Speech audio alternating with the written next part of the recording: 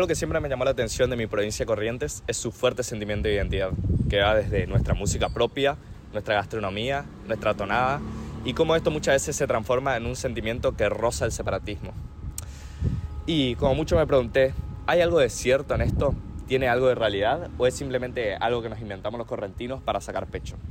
Creo que hay muchos motivos por los cuales se formó esta identidad, de que van desde históricos hasta culturales. Y uno de ellos se ve en esta placa. Para entender esta batalla, también hay que entender el contexto de la época. Corría el año 1838 y la Confederación Argentina, liderada por Juan Manuel de Rosas, imponía una serie de aranceles a las importaciones, lo que desembocó en el bloqueo francés de 1838. A todo esto, en Corrientes gobernaba Pedro Ferré, el que quizás sea la figura política más importante de la provincia en el siglo XIX.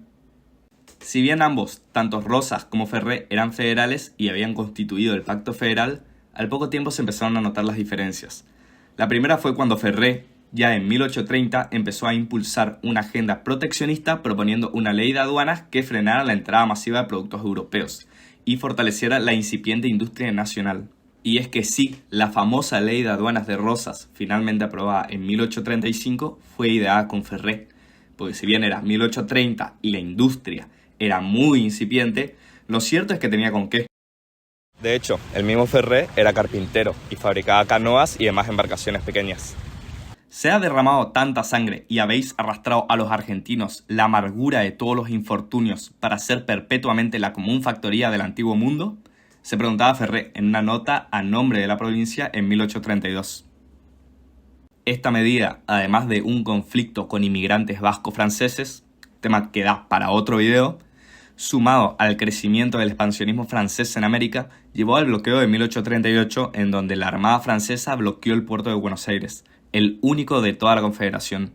Esto fue una herida de muerte para la economía correntina, que dependía del comercio a través del río Paraná, lo que finalmente llevó al quiebre entre las dos provincias.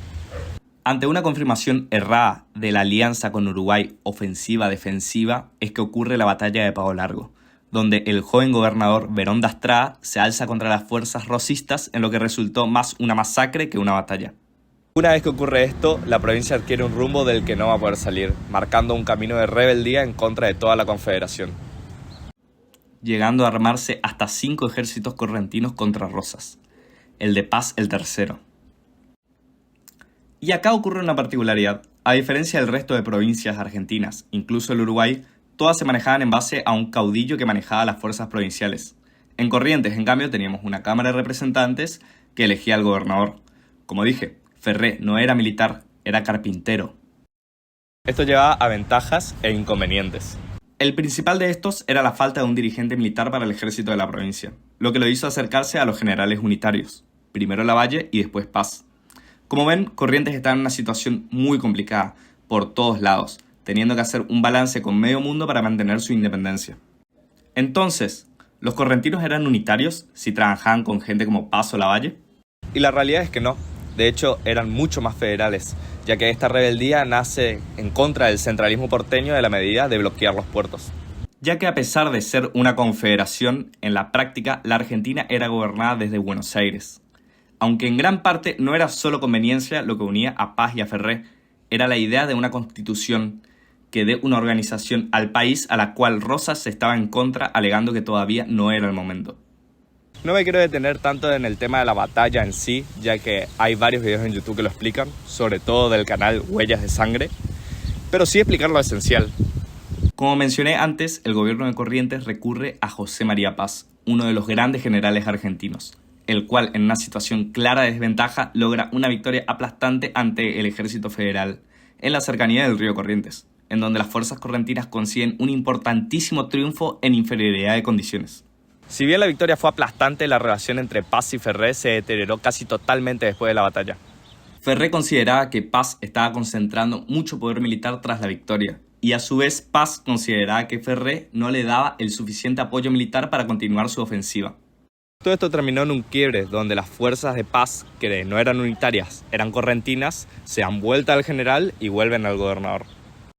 Con la serie de batallas que siguieron y un conflicto con los hermanos Madariaga, Ferré termina por perder el gobierno y exiliarse al Brasil.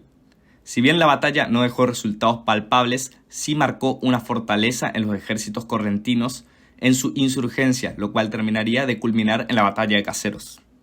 En conclusión, sí, para mí sí, Corrientes tiene un carácter propio y eso se ve constantemente a lo largo de nuestra historia.